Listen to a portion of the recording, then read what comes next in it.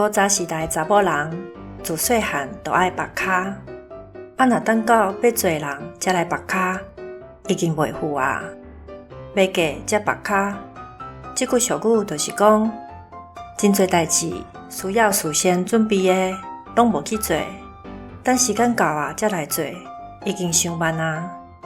亲像有一寡学生囡仔，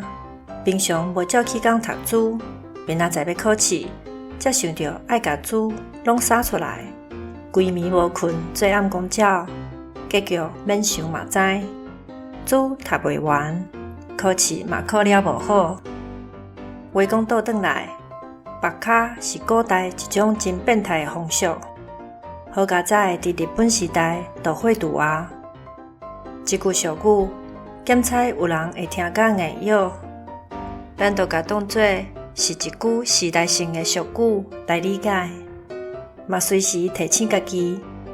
该当做的代志都毋通言前，若无是艰苦着家己尔。